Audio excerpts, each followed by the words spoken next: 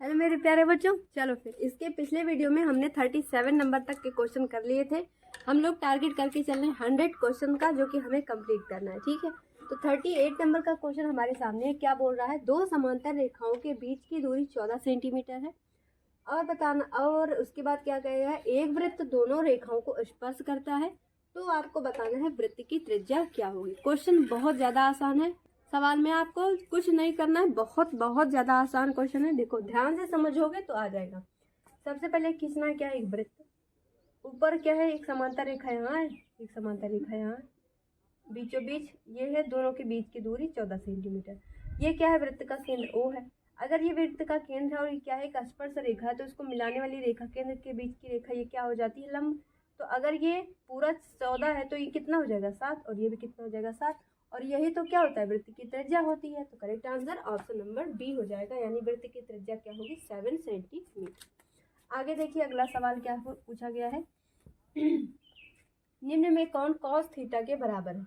अच्छा देखो, एक फॉर्मूला आपको याद होगा, cos square theta plus sign square theta बराबर क्या होता है, 1।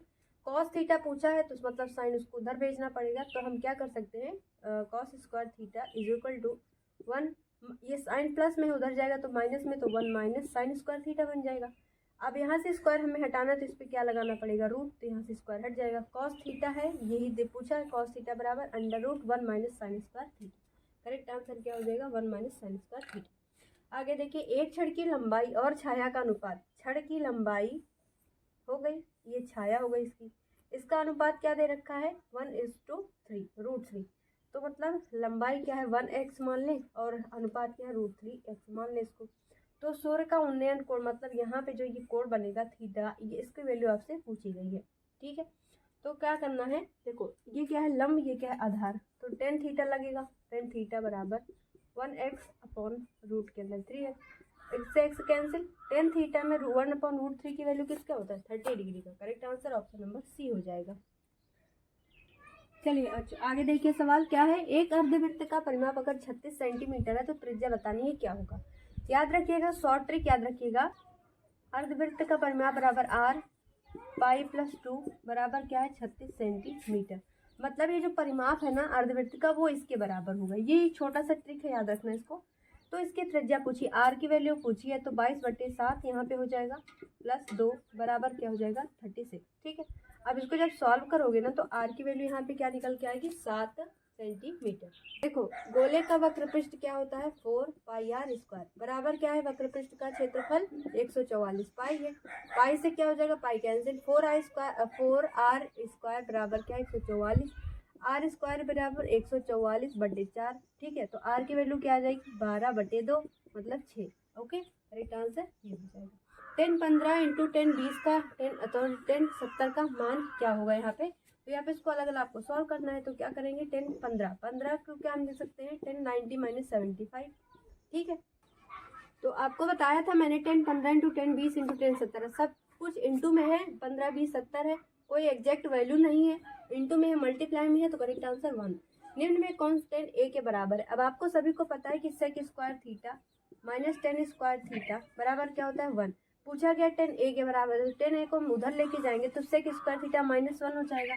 तो कहाँ पे लिखा है सेक स्क्वायर थीटा -1, यहाँ पे सॉरी आंसर गलत हो गया, सेक स्क्वायर थीटा -1। तो अब 10 उधर जाएगा तो 10 स्क्वायर हो जाएगा, इधर आएगा तो वो रूट में लग जाएगा स्क्वायर हट के, तो क्या बन जाएगा, सेक स्क्वायर थीटा -1।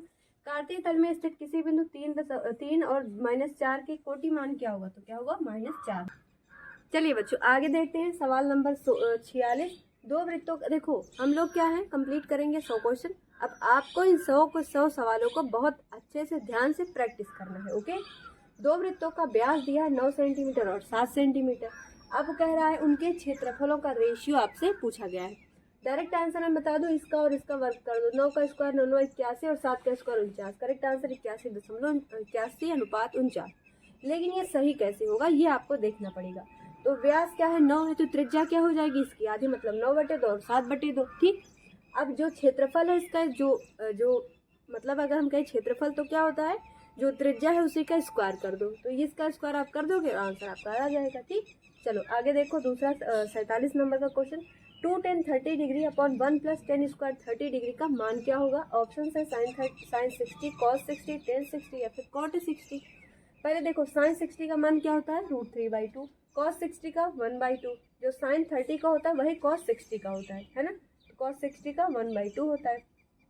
टेन 60 का क्या होता है? √3 होता है। टेन 30 का क्या होता है? 1/√3 होता है। कॉट 60 का जो होता है वो टेन 60 का जो रहेगा उसी का ही उल्टा हो जाता है। अगर टेन 60 √3 है तो कॉट 60 1/√3। तो अगर टेन 60 √3 है तो कॉट 60 1/√3 हो जाएगा। अब देखो साइन 60 क्या होता है? √3/2 होता है।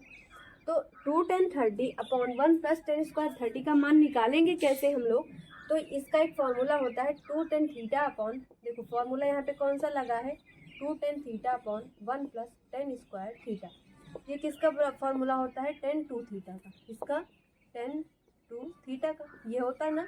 अच्छा देखो 2 तो यहाँ पे ठीक है, थीटा की वैल्यू इसमें क्या दे रखी है? 30 डिग्री। तो टेन स्क्वायर तो 10 2 30 मतलब 10 60 डिग्री। अब ये आंसर क्या हो जाएगा? ऑप्शन नंबर सी।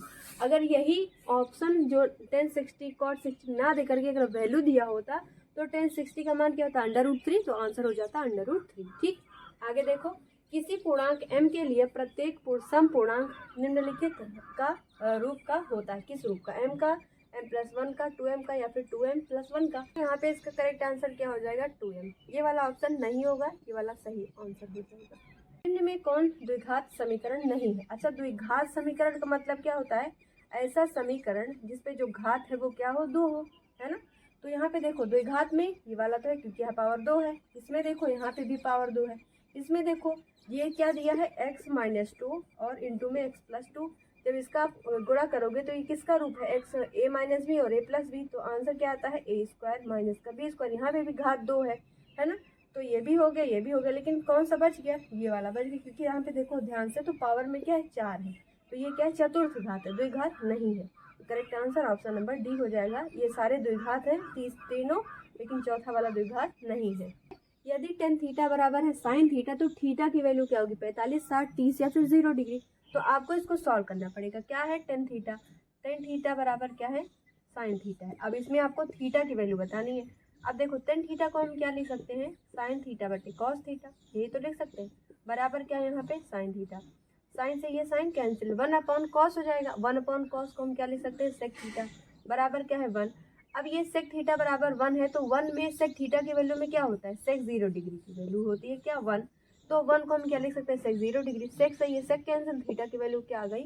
0 डिग्री। आगे देखो, sign square theta plus 1/10 square theta बराबर क्या हो जाएगा? Answer sine square cos square theta 1 हो या फिर -1। तो इसको भी हमें क्या करना पड़ेगा? सॉल्व करना पड़ेगा। तो चलो पहले इसको सॉल्व करते हैं।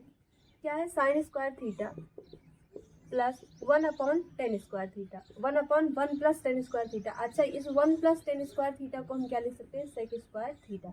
क्यों? क्योंकि sec square theta minus 10 square theta बराबर होता है 1। तो अगर 10 इधर चला जाएगा तो ये प्लस में आ जाएगा, 1 + 10 स्क्वायर थीटा, है ना? तो ये सेक थीटा बराबर क्या हो जाएगा? 1 + 10 स्क्वायर थीटा। तो हम इसकी जगह पर हम ये लिख सकते हैं। तो साइन स्क्वायर थीटा प्लस, अब 1/सेक स्क्वायर थीटा है तो इसको क्या लिख सकते हैं? Cos square theta. अब इसकी वैल्यू क्या होती है? 1, क्योंकि sine square theta plus cos square theta बराबर क्या होता है? 1 होता है। क्या है? Question number 52, 1 + 10 square theta upon 1 + cot square theta की वैल्यू इसमें से क्या होगी? करेक्ट आंसर हो जाएगा 10 स्क्वायर थीटा। लेकिन कैसे? अच्छा देखो 1 + 10 स्क्वायर थीटा अभी ऊपर देखा था क्या होता है? Sec square theta. तो हम इसको लिख सकते हैं sec square theta upon 1 + cot square theta. अच्छा देखो, cosec square theta minus cot square theta बराबर क्या होता है? 1। कॉट को अगर हम इधर भेजेंगे तो क्या हो जाएगा? इधर हो जाएगा, तो प्लस में तो हो जाएगा कॉट स्क्वायर थीटा 1 प्लस। तो अगर ये 1 + कॉट स्क्वायर थीटा है तो इसको हम क्या लिख सकते हैं? Cosec square theta. तो यहाँ पे हमने लिख दिया क्या? Cosec square theta. ठीक है। अब ये देखो सेक है, ये कॉट है। सेक को क्या लिख सकते हैं? 1/cos स्क्वायर थीटा, है ना? और कॉसिक को क्या लिख सकते हैं? 1/sin square theta. तो ये साइन चला जाएगा ऊपर, कॉस आ जाएगा नीचे। सो साइन बटे कॉस क्या होता है? टेन थीटा, और स्क्वायर है तो स्क्वायर लगा देंगे तो आ जाएगा 10 स्क्वायर थीटा। आगे देखिए, बिंदु ए 3 और 4 की वाई अक्ष से दूरी क्या होगी? अच्छा देखो, ये क्या लिखा है? 3 और ये क्या लिखा है? 4। इसको मानो x, इसको मानो y। एक्स अक्ष वाई अक्ष, जो वाई अक्ष, जो ये y है ये इसका रहेगा और x क्या रहेगा? इसका। तो y का पूछा तो क्या आ जाएगा? 3। तो मतलब 3 इकाई। ठीक है। यही ट्रिक लगा के आप सारे सवाल करना। एक द्विघात समीकरण 3x² माइनस का 6x प्लस के बराबर 0 है तो मूल समान क्या है? तो के का मान क्या हो जाएगा? मूल समान है तो के का मान पूछा गया है तो के का मान यहाँ पे क्या हो जाएगा? 3 हो जाएगा। ठीक, ओके, चलो सवाल समझ में आ गया ना। चलो फिर मिलते हैं अगले वीडियो में जिसमें हम करेंगे अब आगे के सवाल क्वेश्चन नंबर 55 से। ठीक, यहाँ तक कि इसके पहले जो भी सवाल 54 सवाल जो भी अभी तक मैंने आपको कराया है, आराम से इसको प्रैक्टिस करते चलो। इसी में छोटे छोटे वीडियोस डाल दें ताकि आप अच्छे से हर एक पॉइंट को समझते चलो। लास्ट टाइम है, अगर आप इस समय भी ध्यान दे लोगे ना, जो जो चीज़ें बता रही हूँ देख लेना, एग्जाम में रॉक करके आओगे, सारे सवाल सही करके आओगे। बस जो बोल रही हूँ ध्यान से उसको करते जाना, सवाल को आराम से प्रैक्टिस करते जाना। ठीक, फिर चलो मिलते हैं अगले वीडियो में अगले सवाल के साथ।